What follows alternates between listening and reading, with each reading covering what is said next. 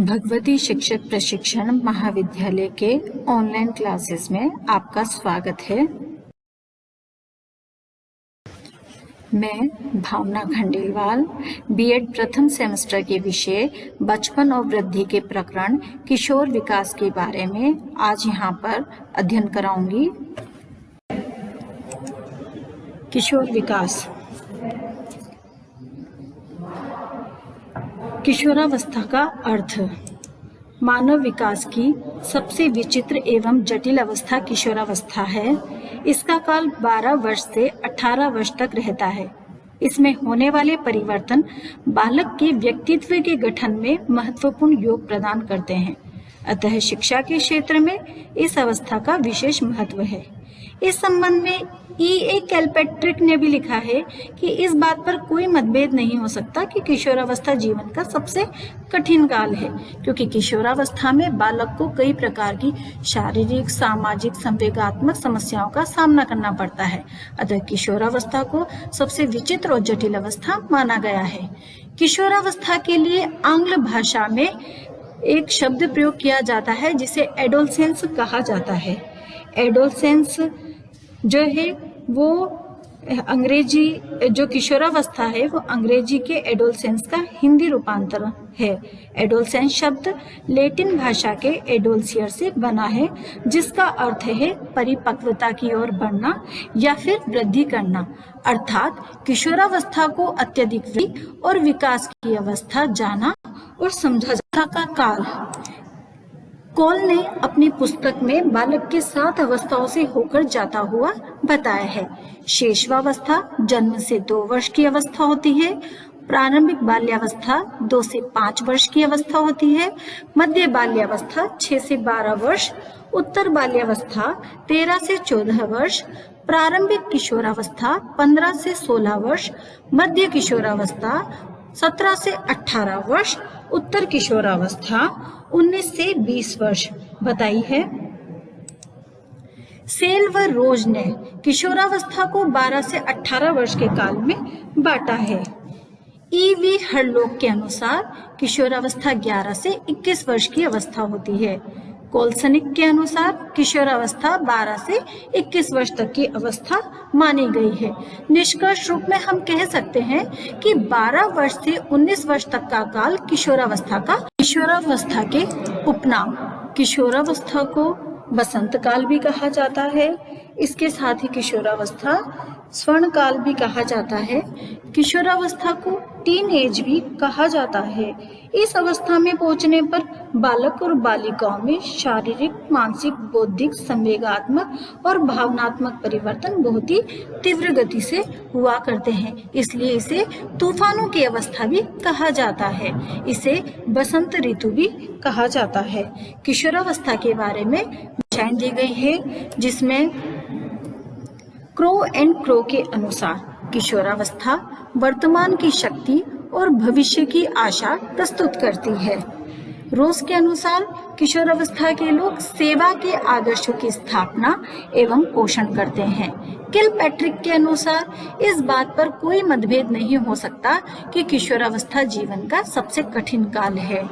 Stanley hall इसकी परिभाषा सबसे ज्यादा महत्वपूर्ण मानी गई है। इन्होंने कहा है कि किशोरावस्था संवेगों तथा आवेगों के कारण संघर्ष और तनाव की अवस्था है।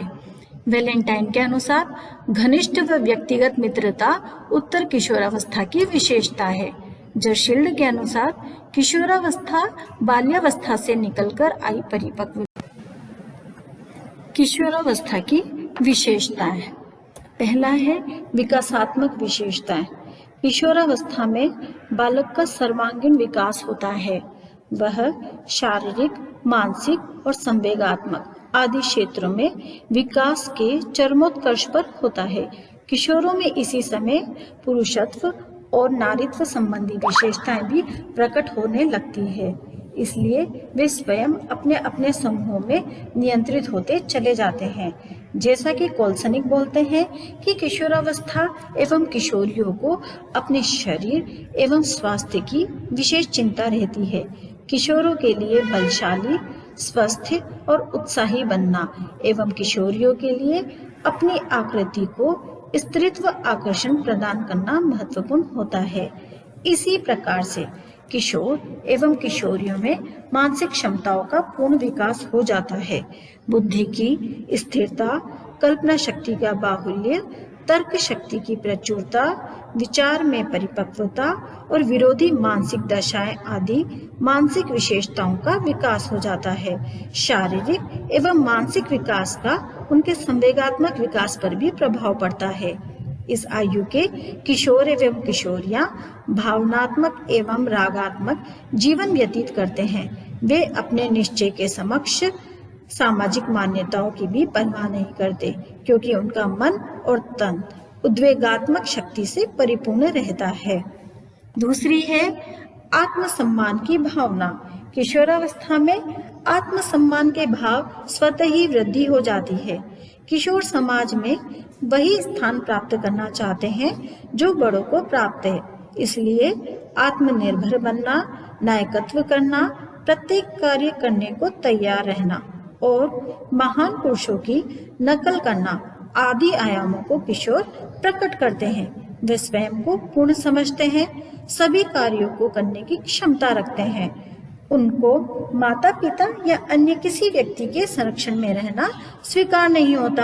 अतः हम कह सकते हैं कि इस आयु में किशोर एवं किशोरियों का जीवन अपूर्वता के साथ विकसित होता है, जिसमें उनकी स्वयं की विशेषताएं होती है। तीसरी विशेषता है अस्थिरता। अस्थिरता शब्द का विकास के रूप में अर्थ है निर्णय में चंचलता। किशोरावस्था के लिए निर्णय अस्थिरता से भरे होते हैं। किशोर एवं किशोरियां शारीरिक शक्ति के वशीभूत होकर निर्णय ले लेते हैं, जो उसके लिए लाभदायक कम और हानिकारक अधिक होते हैं। वे अपने कार्यों में, रुचियों में, आदतों में, संवेगों में और सीखने आदि में लापरवाह की तरह से संलग्न होते हैं तथा जल्दीबाजी में अपनी विशिष्टताओं को भी खो बैठते हैं। उनको यथार्थ बनावटी लगता है, अतः वे विभिन्न क्षेत्रों में अपनी अस्थिरता को प्रकट करते हैं। चौथी विशेषता है किशोरापराध की प्रवृत्ति का विकास। जब एक निश्चित आयु के बीच के लड़के और लड़कियां समाज के नियमों का उल्लंघन एवं कानूनों का विरोध करने लगते हैं, तो उन्हें किशोरापराध की संज्ञा दी जाती है। इस उम्र की सबसे बड़ी विशेषता होती है अनुशासनहीनता और नियमों को तोड़कर व्यवहार करना।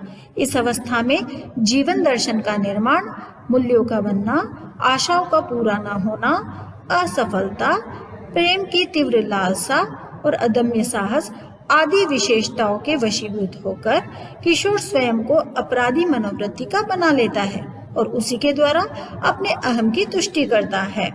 एक मनोवैज्ञानिक थे वेलेंटाइन। उन्होंने कहा है कि अपराध प्रवृत्ति के विकास का संवेदनशील समय है। पक्के अपराधियों की एक विशाल संख्या किशोरापराध में ही अपने व्यावसायिक जीवन का गंभीरता पूर्वक आरंभ करती है। मतलब इस अवस्था के लड़के एवं लड़कियों को भौतिक जगत का बनावटी आकर्षण दिखाकर चतुर अपराधी अपराध प्रवृत्ति की ओर आकर्षित कर लेते हैं। बाद में धीरे धीरे इनका जीवन अपराध करने के अतिरिक्त और कुछ नहीं रह पाता और समाज एवं राष्ट्र में अपमान सहते रहते हैं। ये कभी भी अच्छे नागरिक नहीं बन पाते। मनोवैज्ञानिकों के मनोविश्लेषण से स्पष्ट हो गया है कि सामाजिक बनने के लिए छटपटाते रहते हैं, लेकिन प्रत्यक्ष रूप से कुछ भी करने में असफल रहते हैं। पांचवा है काम भावना की परिपक्वता। इस अवस्था में कामेंद्रियों का पूर्ण विकास हो जाता है और काम भावना अपनी पराकाष्ठा पर होती है। शेषवावस्था और बाल्यावस्था की सुषुप्त काम भावना इस समय अपने पूर्ण यौवन पर होती है। मनोवैज्ञानिकों के अध्ययन से पता चलता है कि किशोरों में बेचैनी, नाखून चबाना, पेंसिल मुंह में रहना, लड़कियों का बार बार आंचल लपेटना आदि विशेषताएं स्पष्ट देखने को मिलती है। काम भावना की परिपक्वता का विकास 3 क्रमों में होता है। पहला है आत्म प्रेम। इसमें क्या होता है कि किशोरावस्था में लड़के एवं लड़कियां स्वयं को आकर्षक बनाने में लगे रहते हैं ताकि वे दूसरों को प्रभावित कर सके। यह भाव आत्म प्रेम और आत्मसम्मान से प्रेरित रहता है। किशोर प्रत्येक समय अपने में मस्त रहता है और वही करता है जो उसको अच्छा लगता है। इसी भावना को डॉक्टर फ्रायड ने नार्सिसिज्म कहकर पुकारा था। नार्सिसिज्म क्या है? स्वयं से प्रेम करना और स्वयं में ही मस्त रहना और वो कार्य करना जो कि वो करना पसंद करते हैं। दूसरा है समलैंगिक काम भावना। आत्म प्रेम की भावना के पश्चात इस अवस्था में सामूहिक भाव पैदा होते हैं। लड़के एवं लड़कों में समूह में रहना पसंद करते हैं और लड़कियां लड़कों के समूह में रहना पसंद करते हैं। ये दोनों ही अपने अपना राजदार बनाने के लिए मित्रता के नए आयामों की खोज करते हैं। मतलब कोई अपना सीक्रेट किसको बताए, तो ये क्या है, लड़के लड़कों के साथ और लड़कियां लड़कियों के साथ रहना पसंद करते हैं, उनको ही दोस्त बनाते हैं और अपने अपने राज की बातें अपने दोस्त या अपने सहेलियों को बताते हैं। ये लोग साथ साथ कक्षा में बैठते हैं, पिकनिक पर जाते हैं, पार्क में बैठकर बातचीत करते हैं और साथ साथ घूमते फिरते हैं। इस प्रकार इस आयु में काम भावना का विकास समलैंगिक समूह में भी विकसित होता है। फिर तीसरा है विषम लिंगीय काम भावना। जैसा कि नाम से ही स्पष्ट हो रहा है, विषम लिंगीय काम भावना क्या होती है? इसमें किशोर और किशोरियां एक दूसरे के प्रति आकर्षित होते हैं। किशोरावस्था के अंतिम चरण में किशोर और किशोरियां एक दूसरे के प्रति आकर्षित होते हैं। इनके अंदर संसार के प्रति यथार्थ दृष्टिकोण विकसित होने लगता है। ये लोग अपने जीवन साथी की कल्पना में मानसिक रूप से संतृप्त रहते हैं, इसलिए इनमें विषम लिंगीय प्रेम प्रस्फुटित होता है। लड़का लड़की के प्रति अधिक आकर्षित होता है। 6th पॉइंट है हमारा समाज सेवा। किशोरावस्था में समाज सेवा की भावना बहुत होती है। लड़के ऐसे कार्य करना चाहते हैं कि वे अपने पिता के सम्मान प्राप्त कर सके और लड़कियां अपनी मां के समान आदर प्राप्त करना चाहती है। वे स्वयं को सामाजिक उत्सवों, कार्यों और सेवाओं से ओतप्रोत कर लेते हैं और उसको ही प्रमुखता देने लगते हैं। इसी का परिणाम है कि जब भी कोई आयोजन होता है, किशोर और किशोरियों को याद किया जाता है क्योंकि वो सामाजिक कार्यों में भाग लेना बहुत ज्यादा पसंद करने लगते हैं। 7वां है कल्पना का बाहुल्य। किशोरावस्था की प्रमुख विशेषता है कल्पना का दैनिक जीवन में प्रयोग होना। मन की चंचलता, ध्यान परिवर्तन, मूल्यों की अस्थिरता के कारण किशोर यथार्थता से हट जाता है और कल्पना जगत में डूबा रहता है। इस अवस्था को मनोवैज्ञानिकों ने दीवा स्वप्न नाम दिया है। दीवा स्वप्न क्या होता है? दिन में सपने देखना, कल्पना जगत में डूबा रहना, जो कि किशोर है, किशोरावस्था की सबसे बड़ी विशेषता है।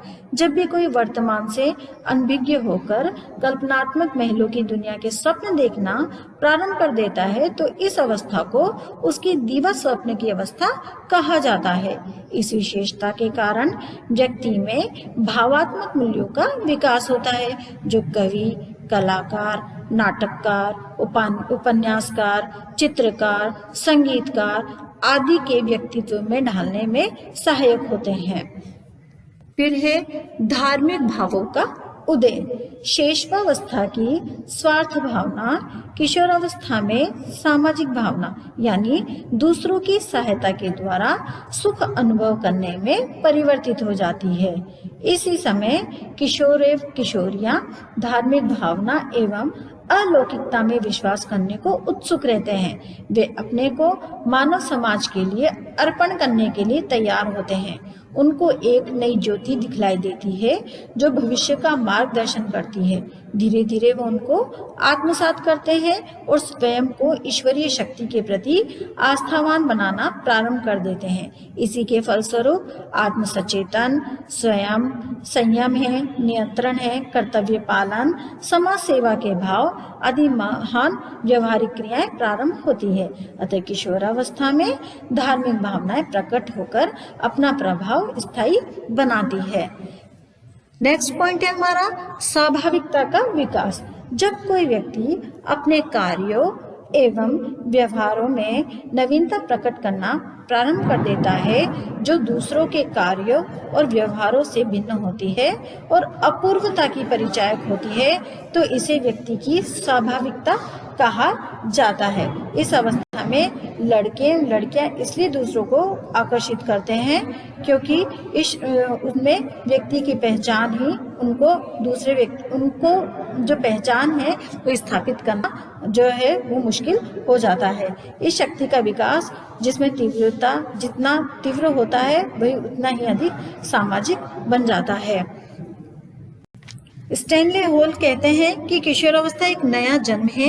इस अवस्था में उच्चतर और श्रेष्ठतर मानवीय गुण प्रकट होते हैं।